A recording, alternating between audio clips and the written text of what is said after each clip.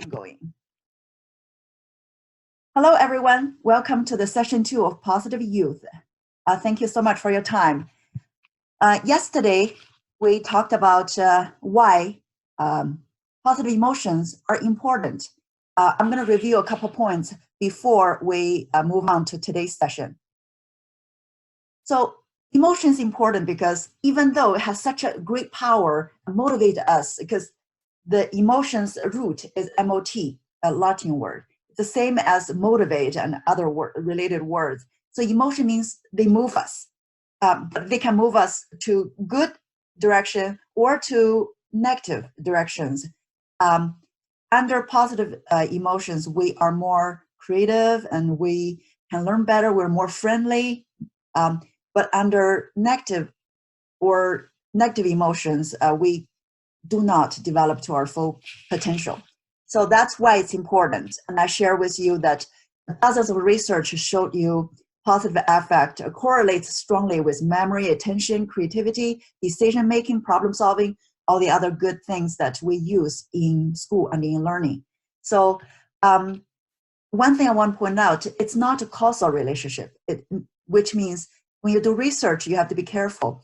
You cannot say that because you are in a positive mood, that is why you have a stronger attention. No, all they find out is that when you are in a positive mood, you pay attention better in class. So that's all. The same goes with other factors. Like when you're in a positive mood, you are in better self-control and you're more resilient. So that's what the research shows.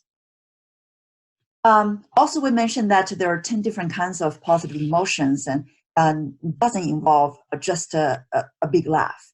Sometimes it doesn't. Sometimes you're full of hope or you're in serenity, and these are all positive emotions and they all help you in learning. So yesterday, the first week's assignment is taking the Fordyce emotion questionnaire. It's on UPenn website. I don't know whether you took it. And on the picture is Dr. Seligman, the founding father for positive psychology, and a few books, a few of his books that are classic. So we're going to talk about most of it through our course. So I don't know whether you took the questionnaire. What's your result? Whatever it is, I want you to keep it in a safe place because at the end of the 18th session, we're going to compare. So some of you may wonder what is considered a good ratio, right? Because the questionnaire asks you what percentage of time you feel happy, what percent of time you do not feel happy, and what percent of time is neutral. So yesterday's class, I mentioned that Dr. Barbara Fredrickson, she is the #1 leading scholar for positive emotions. And she found out that the positivity ratio should be at least 1 negative versus 3 positive. So in other words, if your percentage for not being happy versus the percentage of time that you are happy is about 1 to 3, you're in a pretty good space. So your life is overall pretty positive. So that's a good ratio to check your percentage. What was your result? You'll put on the questionnaire. All right, today we're going to move on. At the end of yesterday's class, somebody raised a very good question. Now we know how important positive emotions are, how to produce more positive emotions. Very, very good question. So it does have a genetic base. So Dr. Seligman, through the research and combined with other research about twins, and they found out that about 50% of our happiness or positive mood are related to our genes. So there is a genetic base. So for example, I can see it very clearly at my home. I have 2 boys. One is very much like me, happy-go-lucky and cannot be bothered by little things. And even under such a pandemic this week, I'm not worried. I'm sad about some of the lost lives through this virus, but I'm really not worried because I see difficult things as temporary. I know that it will end and I know that my life is much longer than what the virus can last. So another boy who's very much like my husband, who sees the negative in most of the things. The good side of that is that they're very realistic, very objective. So they love math. So my older son and my husband, they both love math. They love numbers, and so that kind of things. But my younger son and me, we love like, for example, movies that trigger strong emotions. So versus my older son and my husband, they're more into science or fact-based information. So it does have a genetic base, but there are many other things. So there are also about 8 to 10% of the factors behind happiness related to the environment. For example, what kind of country you live in, or the culture, or that kind of things. About 40% we can control. So we call that the V factors, the factors that we can change, we can control in our hands. So today, I'm going to start with the physiological base for happiness.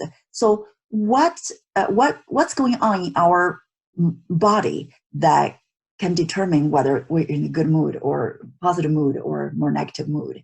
So there are 4 different chemicals, or they call that happy hormones. When they are high, when our levels are high, we physiologically feel more positive or happy. So the most important thing I want to talk about is serotonin and endorphin today, the 2 on the right. And the other 2 also trigger a positive emotion, but I'm going to talk about that in the later classes. So serotonin, they boost our mood, makes us more agreeable, more sociable. So it really determines our well-being. Endorphin, the same thing. They reduces or relieves the stress and blocks the discomfort. So it's pretty much an anti-anxiety hormone. So those are the 2. So how to raise these 2 naturally? So these are the 5 ways to boost serotonin naturally. So sunlight, in other words, you run outside, outdoor activity, especially in California, we're never short of sunshine. So that's a great way to boost your serotonin. Plus, exercise by itself, any form of exercise, especially the kind of exercise that can make you sweat a little bit, that will help you to really produce the serotonin naturally. So in addition to that, healthy eating, the foods like yogurt or related food, they are very rich in probiotics, and that is also one natural way to boost serotonin. The most important thing to help you to stabilize or improve your mood is sleep. As I had mentioned in my first class recording, that there's only one point your brain can remember after each session. No matter how interesting or engaging the seminar is or lesson is, the best you can do is to remember one point, apply in your life. If you remember anything today, I want you to remember how important sleep is, not only to your physical health, but also to your mood. If you want to be in a more positive mood, please make sure you have at least 7+ hours of sleep. Unfortunately, this is what CDC, the Center for Disease Control, found out about teens. 6 out of 10 middle school students don't get enough sleep. 7 out of 10 high school students do not get enough sleep. So here it shows that kids 6 to 12-year-old needs 9 to 12, somehow it's blocked by the screen. So 9 to 12 hours of sleep for children 6 to 12-year-old. And then the high schoolers, 13 to 18-year-olds, they need 8 to 10 hours of sleep. So please compare with how much sleep you are having right now. I want to make sure you, especially now, you're at home, we're under shelter in place. Please make sure that you have enough sleep. So, and the fact is, back in 2009, there was a survey that was done in Bay Area, the Bay Area high schools. So it's done by a Challenge Success organization of Stanford University, and they found out that most of our high schoolers do not have enough sleep. For example, the average number of hours of sleep in Mission San Jose High School is about 6.5. So the average for they surveyed about 5,000 students throughout the Bay Area, some from our high school and some from the Cupertino and Palo Alto high schools. So the average for our high school is 6.5 hours per night. That's the average. So that's not enough. As you can see, the high schoolers, they need to 8 to 10 hours. Most of the study that I saw, they point to 9 hours of sleep. So take advantage of shelter in place. Make sure you get enough sleep. That's not only good for your health and boost your immune system, but also help you to be in a much better state for positive emotions, much better mood. So here is a list of why sleep is important. They not only help you to recover physically, they cleanse your brain of toxics and strengthen your immune system, and plus a mood regulator and information process memorization. They help you to study or learn more efficiently.